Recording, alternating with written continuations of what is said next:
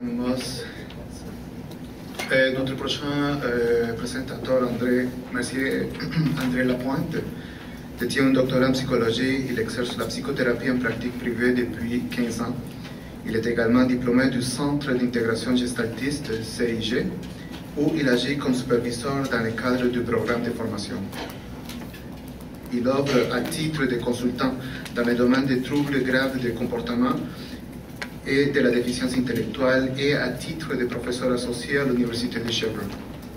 Il a été membre du conseil d'administration de l'Association québécoise de Gestalt de 2010 à 2012, de même qu'il a dirigé de nombreux projets, dont entre autres celui de la désinstitutionnalisation des personnes ayant déficience intellectuelle et souffrant de troubles de santé mentale. Il fait partie d'une équipe de conseillers experts du Service québécois d'exercice en troubles graves de comportement, SQETGC,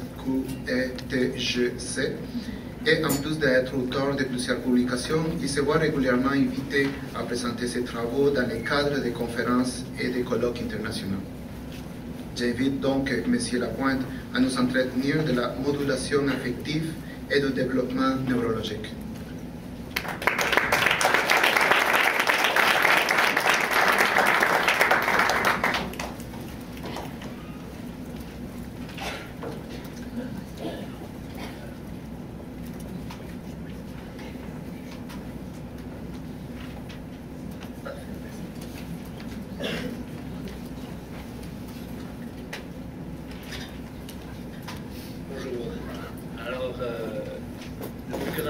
Ma plus grande préoccupation en ce moment-ci, ça va retomber en votre estrade, c'est un peu de me faire attraper par la grande canne à midi moins quart parce que je n'aurais pas terminé ce que je veux vous présenter.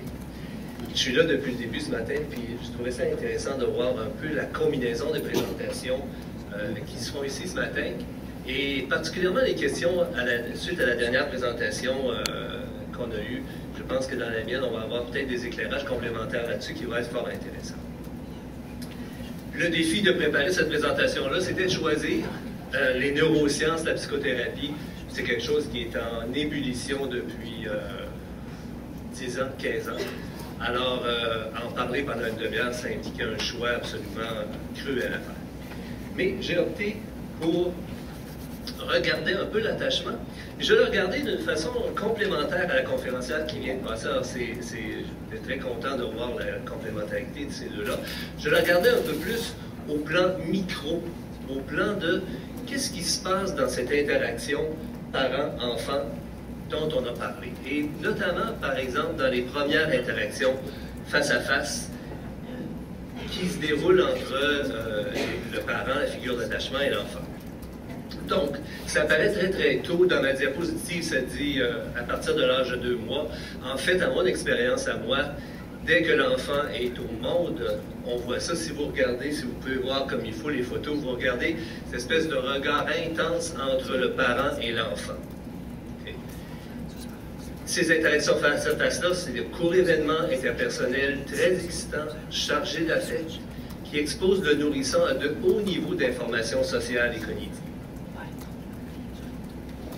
On va voir deux expériences de régulation affective, on va en distinguer deux, celles qui sont vitalisantes et celles qui sont calmantes. On a parlé beaucoup dans la conférence précédente des interventions calmantes et de l'importance de ça. Je souligne les interventions vitalisantes aussi parce que les deux contribuent au développement du cerveau de l'enfant, particulièrement de son hémisphère droit, de son cerveau droit, qui va être impliqué dans la gestion des émotions, plus tard dans la régulation affective. Et ça va être un peu la trame de ma présentation sur l'attachement. Donc, des interventions vitalisantes, des régulations interactives des affects positifs, c'est le cas classique quand vous mettez un adulte en présence d'un enfant et tout de suite ça commence à dire « Oh, le beau bébé! » Et tout le monde s'excite comme ça. Il y a vraiment... Et le bébé répond à ça. Alors, j'ai un petit bout de vidéo, si on peut l'envoyer derrière, merci.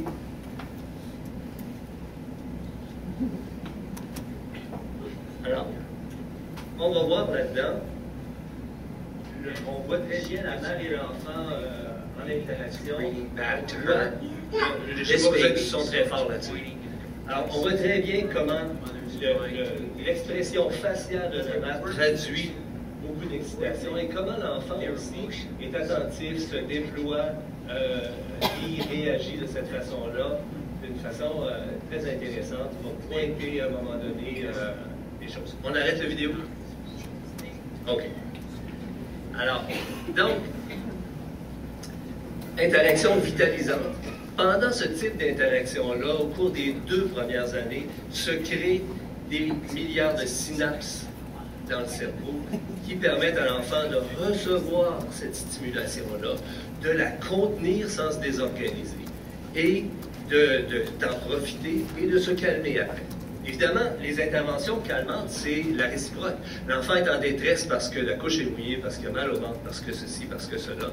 Et le parent va pouvoir vibrer aux besoins de l'enfant, deviner le besoin de l'enfant et faire quelque chose avec ça. Et en même temps, contenir l'émotion qu'il y a au niveau de ça. Alors, c'est une différence importante. Si mon enfant est en détresse parce qu'il a un petit mal de ventre et je m'énerve, j'appelle le 811, le 911, mon père, ma mère, mais bon. Et ou si je prends ça pour ce que c'est, je devine de quoi il s'agit et je peux intervenir de façon relativement calme. Le calme que j'éprouve à ce moment-là se transmet à l'enfant d'une façon très précise. Alors, ce qu'on voit à ce moment-là, c'est que toutes ces interventions sont traitées et stockées dans les réseaux neuronaux sous-corticaux, surtout dans l'hémisphère droit. Si on regarde le développement du cerveau, de 0 à 2, l'hémisphère droit est en expansion importante. À partir de 2 à 3, 4 ans, l'hémisphère gauche, avec le langage, va prendre probablement la place dominante. Donc, ces interventions-là, ces interactions-là sont traitées, stockées dans les réseaux neuronaux. Ils sont inconscients. Donc, pas besoin de réfléchir à l'enfant, pas besoin de dire « OK, là, il vient de se passer ceci, j'emmagasine ». C'est pas comme ça que ça se passe. Ça se passe sous le seuil de conscience. C'est des systèmes de traitement ultra rapides, involontaires, et ça contribue à façonner l'expérience consciente. Alors, si vous regardez un petit peu dans mon diagramme du cerveau ici, je ne sais pas si je suis capable de donner. Non.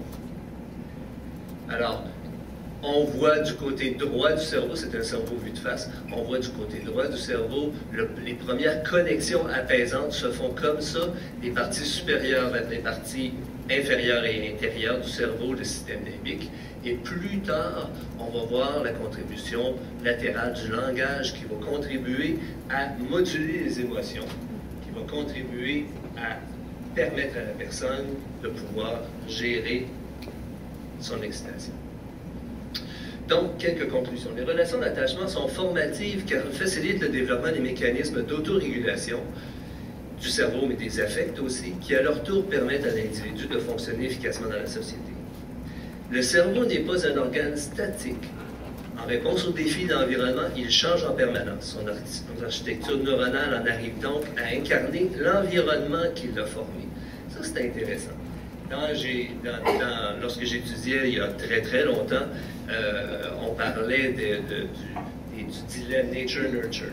Maintenant, on est pas mal moins là. On comprend que l'expérience va transformer l'appareil et qui, en retour, va avoir un impact sur les expériences ultérieures comme ça. Dernière affaire, l'émotion est d'abord régulée par d'autres.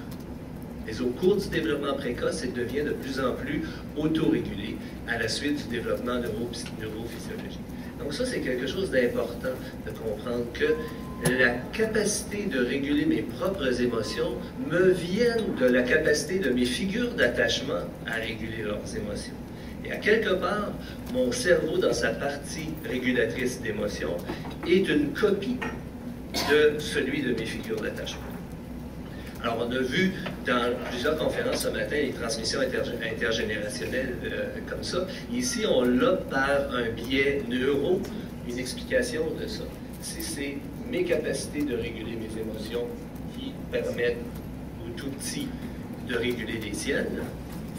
Alors, ça devient extrêmement déterminant dans la transmission intergénérationnelle. Alors, regardons la notion de désaccordage. Alors, un désaccordage affectif, c'est quoi? c'est qu'on a un sujet qui est en relation avec un autre, un enfant avec un parent, par exemple. Et le désaccordage survient s'il y a une rupture du processus d'harmonisation affective. Donc, l'adulte va couper le contact, n'est pas en coopération. À plus forte raison, l'adulte témoigne de l'agression ou témoigne de sa propre dysrégulation affective. Alors, il y a plusieurs éléments là-dedans qui sont très importants dans cette notion d'accordage. Donc, on va de la négligence complète à l'incompréhension ou la compréhension imprécise, à la dysrégulation de l'adulte, c'est-à-dire l'enfant, par exemple, va témoigner une angoisse et l'adulte, figure d'attachement, va se retrouver 10 fois plus angoissé que l'enfant. Donc, contribuer non pas à apaiser l'angoisse, mais à exacerber son angoisse ou son insécurité à ce moment-là. Et, à l'extrême, agression, donc le havre de paix vers lequel je me tourne pour m'apaiser est la source de la terreur et de la peur et de l'angoisse. Donc là, on arrive à l'extrémité la plus douloureuse là-dedans.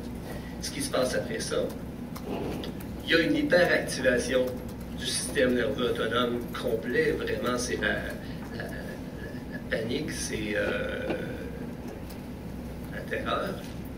Et ensuite, il y a une perte rapide d'énergie affective, désactivation du système d'attachement, diminution de l'intérêt, de l'excitation, état d'affaiblissement général. Donc, il y a vraiment une perte d'énergie qui va se passer de cette manière-là. Et une intériorisation de cette situation-là. Donc, à ce moment-là, la personne qui vit un désaccordage affectif intériorise le contexte, l'affect,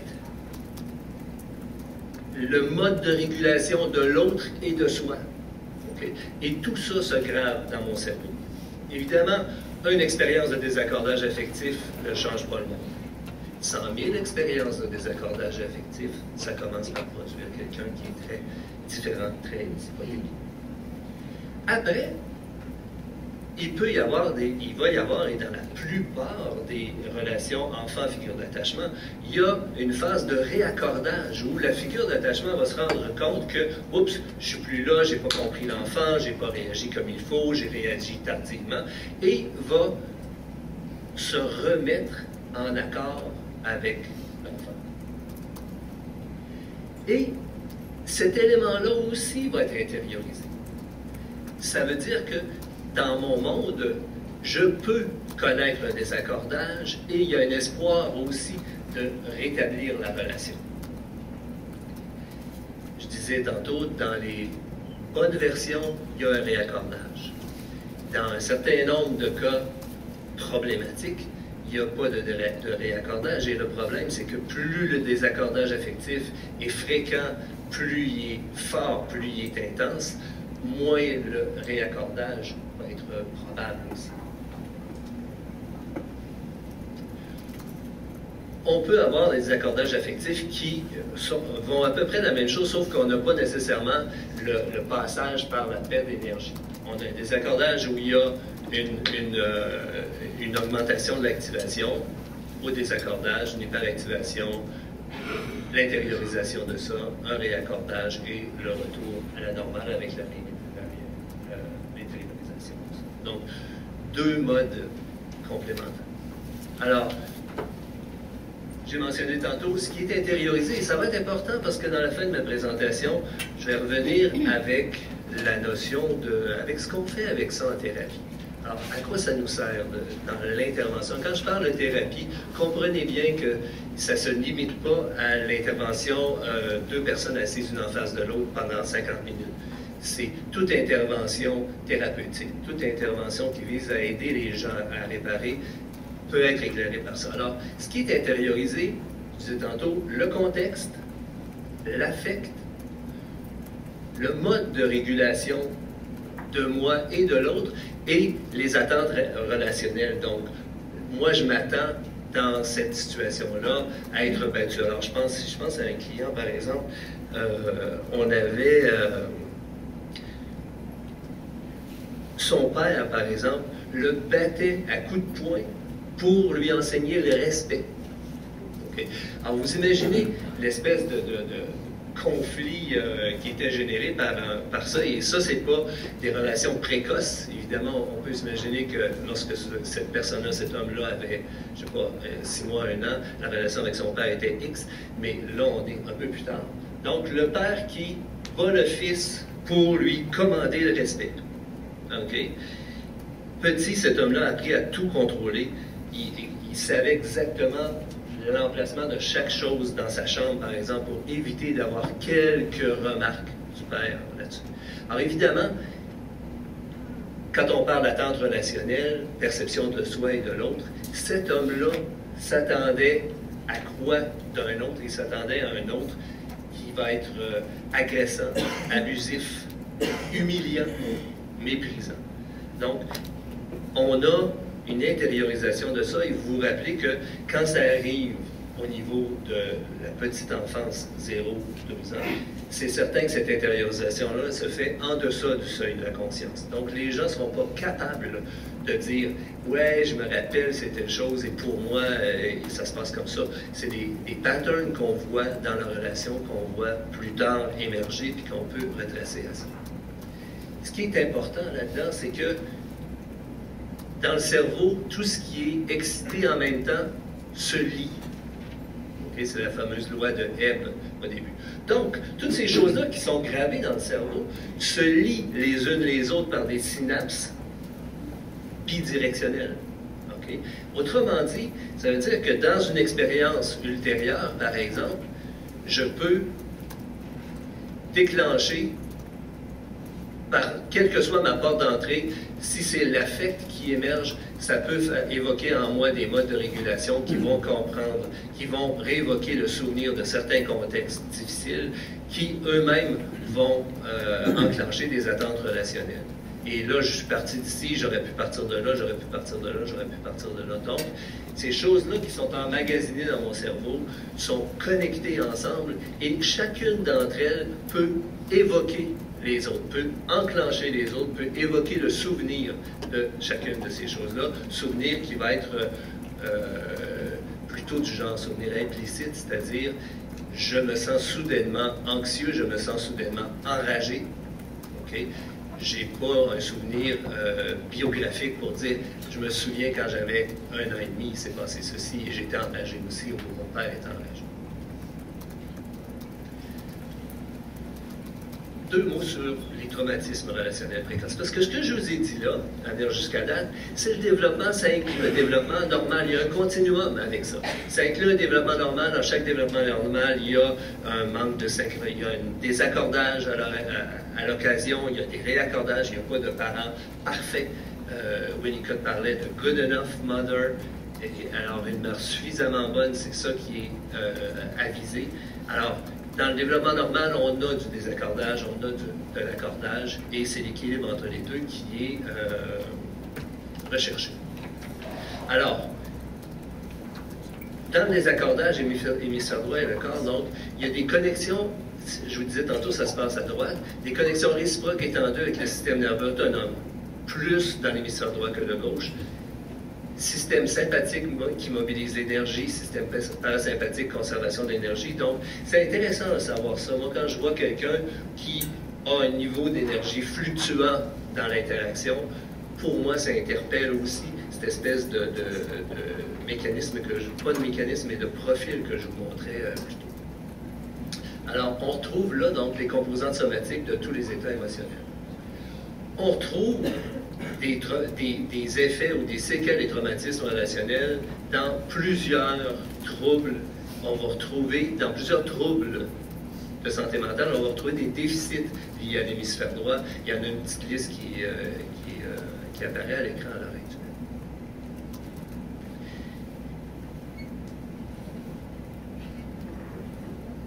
J'aurais aimé montrer la deuxième partie du vidéo ici, où est-ce qu'on va voir notre tout petit qui va subir un traitement particulier. On va voir la mère qui était si vivante tantôt recevoir la consigne de garder un visage fixe pour qu'on puisse observer un peu momentanément, dans un premier temps, l'expérience de dysrégulation qui se passe lorsqu'il y a un désaccordage Et dans un deuxième temps, vous allez voir la mère revenir après un signal des expérimentateurs, revenir en contact, et là, vous allez voir une intervention réparatrice de calme. Alors, allons-y. Donc, elle vient de recevoir la consigne. Baby, very cool. And then she uses all of her abilities to try and get the mother back. She smiles at the mother. She points because she's used to the mother looking where she points. The baby puts both hands up in front of her and says, "What's happening?"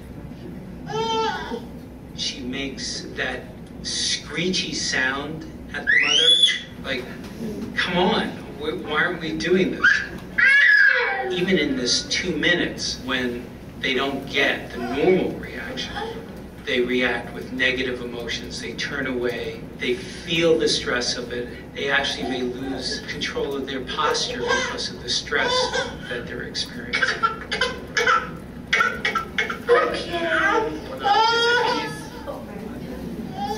Et là, vous voyez la mère qui a reçu le signal et qui revient en contact avec l'apaisement, et c'est vraiment le raccordage qui a été là à l'intérieur. Donc, ça vous donne une illustration un petit peu d'une situation. Moi, c'est une situation, pas dans la vie réelle, c'est une situation d'expérience, mais ce genre de choses-là se reproduit souvent. Il y a multiples expériences intéressantes, notamment avec des mères dépressives, où on voit les mères dépressives avec les bébés avec leurs bébés, et les mères non dépressives avec leurs propres bébés. On s'aperçoit que les bébés des mères dépressives sont moins animés.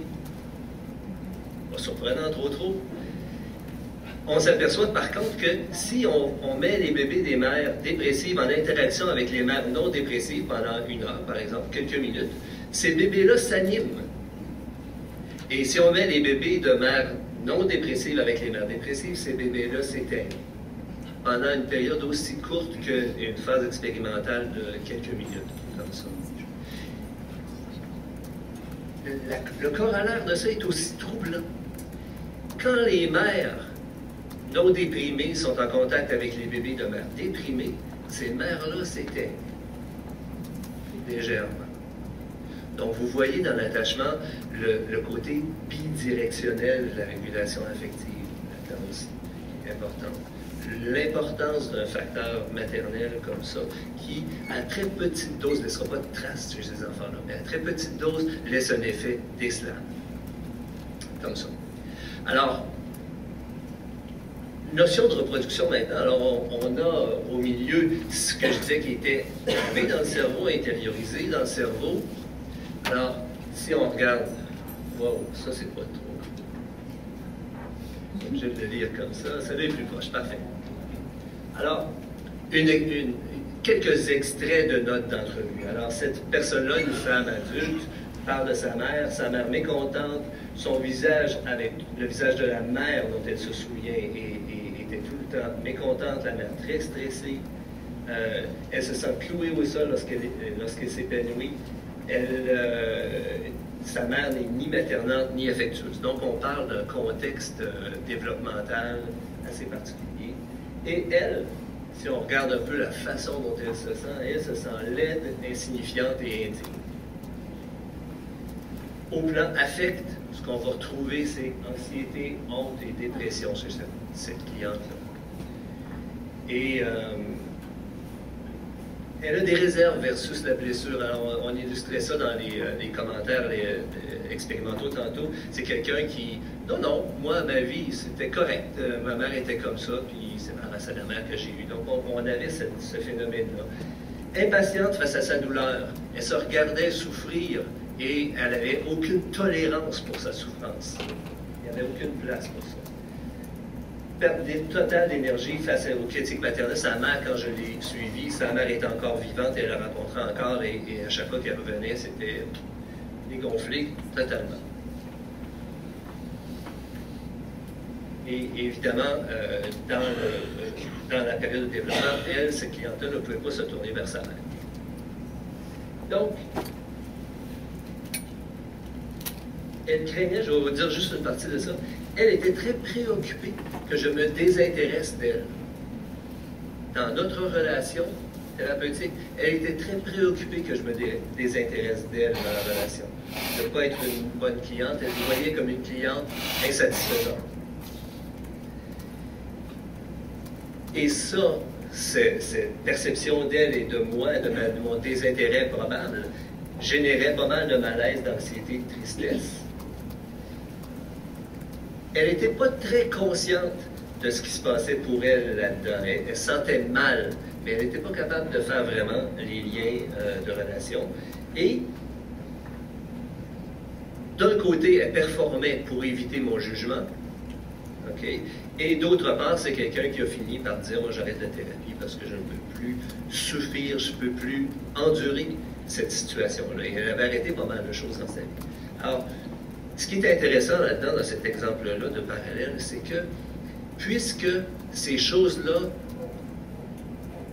se gravent dans le cerveau à partir de la plus tendre enfance, ils ont tendance à revenir à s'immiscer dans les interactions, dans les relations adultes et à teinter ces relations-là, à la fois dans la perception qu'on en a, à la fois dans les façons qu'on a de réguler la situation et de réguler l'affect dans ces situations-là, à la fois dans le sens qu'on met dans ces situations-là et dans l'affect. Donc, c'est très important de comprendre un peu ce mécanisme-là de reproduction, de voir que à travers les interactions d'attachement précoce se grave toute une représentation du monde qui va déterminer par la suite ma lecture du monde. Et ça va avoir tendance, ça, à reproduire les choses. Évidemment, mon client, tantôt, qui a été battu par son père pour qu'il le respecte, il s'attendait à trouver des gens qui, envers lui, seraient agressifs, seraient méchants et méprisants. Son père l'appelait grosse... Oh oui, j'oublie l'injure, mais... grosse poufiasse ou quelque chose comme ça. Donc, c'était un client qui avait un certain embonpoint. Alors, il y avait du mépris là-dedans. Ce client-là s'attendait à trouver du mépris dans la vie. Et, effectivement, on ne serait pas surpris d'apprendre qu'il travaillait avec tout le monde au travail. Il était des bons à rien, pas intelligents, qui ne savaient pas s'organiser, qui travaillaient vraiment d'une façon mauvaise et qui l'agressait, lui, on pourrait dire presque de façon préventive. Okay? Convaincu qu'il était d'être en présence d'agresseurs envers lui éventuellement. Donc, cette représentation ici de ce qui se grave et la notion de reproduction est importante pour nous qui faisons de l'intervention. Donc, dans la reproduction, les souvenirs émotionnels précoces. Et quand je parle de souvenirs, encore une fois, je ne parle pas de souvenirs biographiques, je parle de l'empreinte dans le cerveau affectif de ces expériences-là. Ces expériences-là organisent les perceptions et les réponses actuelles dans la vie hors thérapie et dans la relation thérapeutique. Ils organisent les souvenirs aussi, donc ça va déterminer ce dont je me souviens, ce dont je ne me souviendrai moins. Ils organisent les tendances à l'action, donc comment je m'y prends pour régler une situation, comment je m'y prends pour entrer en interaction avec ça, c'est organisé de cette façon-là. Ils déterminent aussi la motivation des gens, notamment leur attente de réparation interactive. Alors, ça brosse en quelques mots simples un peu la notion de le détail. Si on regarde micro dans les relations d'attachement, ce qui se passe, c'est extrêmement révélateur, extrêmement important de comprendre ça pour nous qui intervenons. Alors, deux mots en terminant sur l'expérience en thérapie, l'application en thérapie de ces choses-là. Alors, si on peut lancer le vidéo Behavior quelque chose à 1 minute 8. OK, et là-dessus, on va mettre le son parce que le son est important. Ça va durer à peu près 1 minute. Très simple chez les singes. La prise d'une cacahuète. Lorsque le singe prenait la cacahuète, les neurones s'activaient et l'influx nerveux produisait un bruit. Un jour, Un chercheur a pris une cacahuète alors que le singe immobile regardait. Le bruit s'est fait entendre. Les neurones qui s'allumaient lorsque le singe faisait le geste s'allumaient aussi lorsque le singe observait quelqu'un faire le geste. Un neurone, deux fonctions. On venait de découvrir les neurones miroirs, une importante découverte en neurosciences. Ce qui est vrai pour le singe. Ce qui est vrai pour le singe, on devine comment la phrase va se finir. Les neurones miroirs. C'est intéressant, donc, cette découverte-là a été, comme vous le voyez, accidentelle. Le gars avait oublié son sandwich dans la salle d'expérimentation et c'est comme ça, il avait laissé connecter leur singe. Et c'est comme ça qu'on s'est rendu compte que, tiens, le même neurone qui sert à faire quelque chose, mais aussi celui qui sert à vivre une émotion, et celui qui sert à percevoir un stimulus émotionnel, et celui qui est impliqué dans le souvenir d'un événement émouvant. Okay? Tout ça va avoir un groupe de neurones, des neurones miroirs vont être importants pour ces trois processus-là.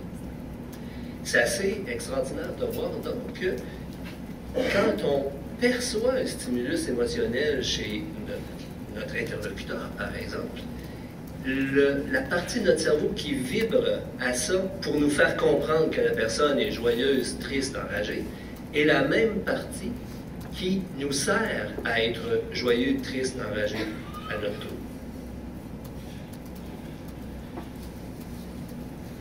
On sait que la détection, le traitement complexe des plus petits changements dans un visage humain prennent moins de 100 millisecondes. Ça a l'air drôle, un chiffre comme ça. Ça veut dire quelque chose. La conscience, elle, prend 300-400 millisecondes. Donc, ça veut dire que votre cerveau et votre corps perçoivent l'émotion de votre interlocuteur à peu près à 100 millisecondes, donc bien avant que vous soyez conscient de l'avoir perçu. Pour moi, réaliser ça, ça a été quelque chose d'intéressant parce que imaginez-vous en situation de « Ah, la lumière jaune est arrivée. OK, c'est bon. Je vais être pas trop pire finalement. » Alors, imaginons-nous en situation de thérapie, okay, ou en situation d'intervention diadique comme ça. Alors, on arrive là, oui, avec notre bagage héréditaire, notre bagage, pas héréditaire, notre bagage de vie aussi. Notre cerveau qui a été structuré par nos propres relations d'attachement et le client avec son cerveau qui est structuré par ses propres relations d'attachement et ces deux éléments-là sont connectés sur la vie affective, connectés sur nos affects. Ça veut dire que, pardon, ça veut dire que dès que je suis là-dedans, j'émets des signaux affectifs. J'émets des signaux affectifs qui sont sous le seuil de ma conscience. Je les émets avant de choisir de les émettre ou de ne pas les émettre. Et pire encore, l'autre bord, il les perçoit avant même que j'aie pu les retenir, bien sûr, puis avant même qu'il ait pu avoir conscience de les percevoir. Okay? Alors déjà là, on est dans une communication qui se fait beaucoup plus rapidement qu'on peut la contrôler et qu'on peut bien avant qu'on en soit conscient. Donc, c'est important là-dedans, j'ai dans le bas de ma diapo là, pas de secret dans l'implicite. Donc, quand on est en interaction avec un client, par exemple, il y a une partie de nous qui se dévoile, il y a une partie du client qui se dévoile, qui nous affecte. Et là, regardons les neurones miroirs. Je vois mon client honteux. Si je réagis à ça, si je suis sensible à ça, ça veut dire que mes neurones qui servent à générer ma honte viennent d'être activés. OK? Dès qu'ils sont activés, 100 millisecondes aussi, je l'affiche dans mon visage. Si vous avez une petite chance de regarder la vidéo, la suite du vidéo, c'est des expériences à l'Université de Montréal où on montre ça, que notre visage affiche, quand notre neurone miroir est activé d'un affect, notre visage l'affiche d'une façon subliminale. Alors, c'est pas nécessairement qu'on fait un grand sourire, mais on affiche, mon client le sait. tout de suite. Et il le sait bien avant de le savoir, si vous comprenez ce que je veux dire. Alors, c'est assez fascinant de voir comment il y a un lien entre tout ça en situation thérapeutique. Donc, en thérapie, il y a une communication primitive d'affect, dissociée par exemple, intense, négatif, mais non consciente, parfois consciente, qui vont être détectés par le thérapeute à travers le ton de la voix, l'expression faciale, la posture de la personne, parce que nos principaux canaux pour servir ça, c'est vraiment les yeux, le visage, la posture et la prosodie, la mélodie de la voix. Le thérapeute va résonner en harmonie à ça, donc va réafficher déjà une compréhension ou une réception de ça. Il va contenir son propre affect négatif ou ne pas le contenir. On l'espère qu'il contienne. Et il va, c'est vrai, mais ce n'est pas toujours le cas. On est exposé à des doses d'affect dissociés intenses qu'on ne peut pas toujours bien contenir. Et le thérapeute va nommer aussi, donc interpeller le cerveau gauche là-dessus. Ce qui va amener chez le client une réduction de l'activité amygdalo-limbique droit, des changements métaboliques dans le cortex. Ce qui est intéressant là-dedans, oubliez les grands mots, c'est qu'on s'aperçoit que la psychothérapie change le cerveau. Autant que si on prend un antidépresseur, ça va changer le cerveau, autant on fait une psychothérapie alignée sur la dépression, on va retrouver des changements comparables dans le cerveau. Donc, notre interaction, et ce qui est réparateur et guérissant dans notre interaction, c'est d'amener en interaction à mieux réguler les affects dans l'interaction thérapeutique que le client ne peut le faire tout seul. Vous voyez là qu'on adopte un rôle de réparation qu'on voyait dans la relation précoce d'attachement tantôt. Okay? Et cette régulation-là, meilleure, va parvenir à modifier des structures inconscientes, reconstruction des souvenirs, des réponses, complexification développementale du système orbitofrontal, donc une modification comme ça.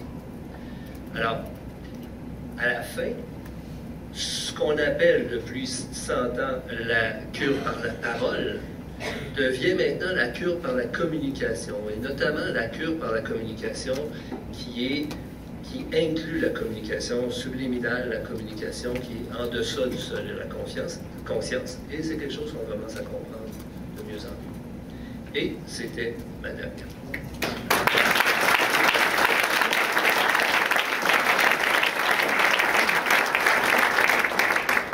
On passe à 10 minutes maintenant à l'action avec les questions d'échange. Je vous invite à passer au micro si vous avez des questions.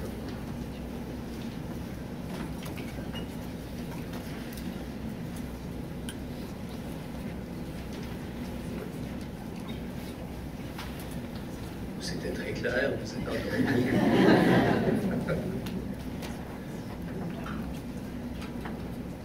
Sommes-nous en train de trouver une nouvelle façon de travailler la psychothérapie à partir de la neuroscience?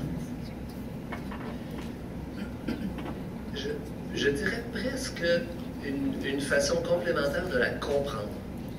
Et c'est assez intéressant de voir parce que, dans le fond, ce qu'on va faire à l'intervention, c'est quand même de rencontrer quelqu'un.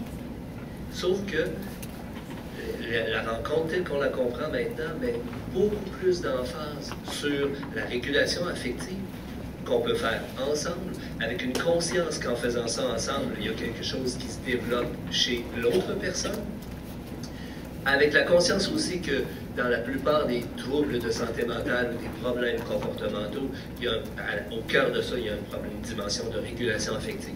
Okay? Alors, beaucoup de psychothérapeutes de beaucoup d'écoles ont dit ça avant. Maintenant, ce qui est intéressant et unificateur, c'est de le voir à travers la perspective neuro. Parce que là, on s'aperçoit qu'il y a plusieurs écoles de pensée, par exemple, traditionnelles, qui se confrontaient, qui maintenant, on comprend comment on avait des interactions complémentaires et comment on appelait différemment, parfois, des choses très semblables. OK, c'est gros. Allez-y. Merci, c'est ce que j'ai entendu dire aussi, que la neuroscience va beaucoup nous aider à comprendre davantage dans notre façon d'intervenir. Oui, tout à fait, tout à fait. Et dans l'école de formation où j'ai mon bureau puis où je participe, on a éclairé la formation de 3 ans beaucoup à la lumière des neurosciences pour mettre l'accent sur ces choses-là. Oui.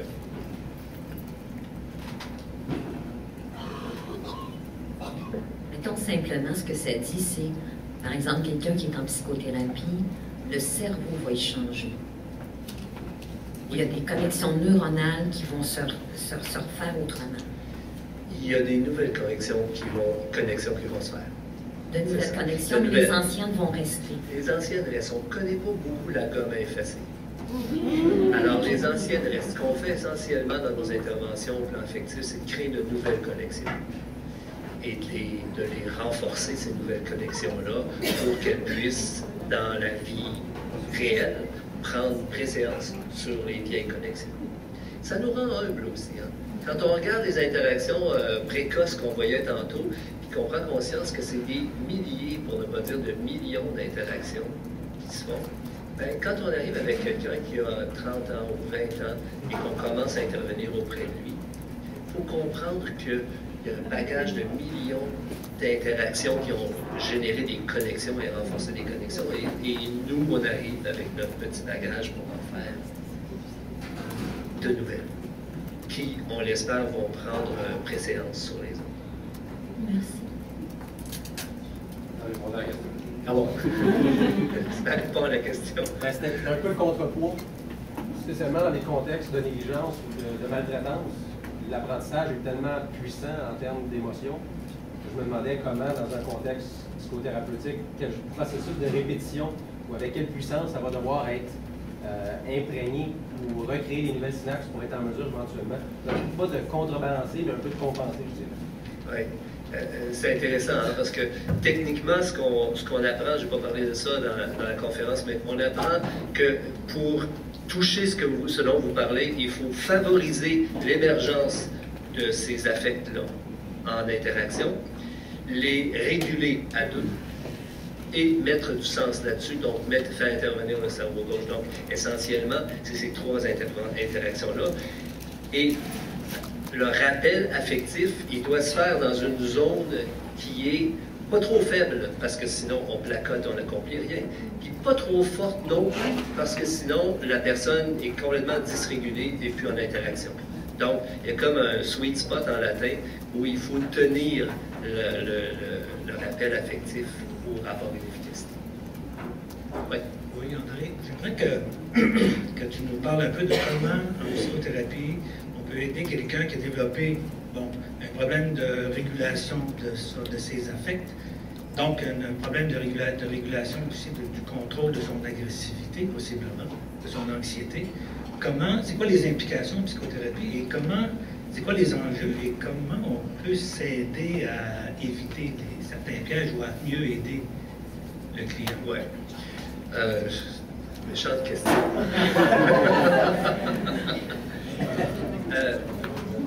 Alors, j'ai donné la réponse que je viens juste de donner à M. Laboy est une partie de la réponse, c'est certain. L'autre partie de la réponse vient dans la petite diapo de reproduction. C'est que ces choses-là qui ont été gravées en termes d'affect prédominant dans un contexte et dans une relation qui m'implique moi et un autre, ces choses-là qui sont emmagasinées vont revenir, et de ça il faut être absolument convaincu, vont revenir se manifester dans la relation thérapeutique ou dans la relation d'intervention. Elles vont prendre une forme précise, spécifique là-dedans, dans laquelle elles vont se manifester. Et ça, là-dessus, quand on peut travailler avec ces manifestations-là qui se font ici maintenant entre l'intervenant et le client, on a vraiment une tribune tout à fait privilégiée pour changer ça. Alors, c'est intéressant parce que ça nous amène à parler un peu moins exclusivement de comment ça se passe ailleurs et comment ça se passait avant, pour parler beaucoup plus de « regardons donc nos interactions entre nous, ici et maintenant, convaincus que nous sommes, nous les thérapeutes, que là-dedans, il y a les ingrédients des 4 éléments qui se sont gravés de façon longtemps. Alors, pour rester bref, je dirais, ça c'est l'autre élément qui se dégage de ça, puis qui est très important et très aidant dans l'intervention. Okay. Merci beaucoup.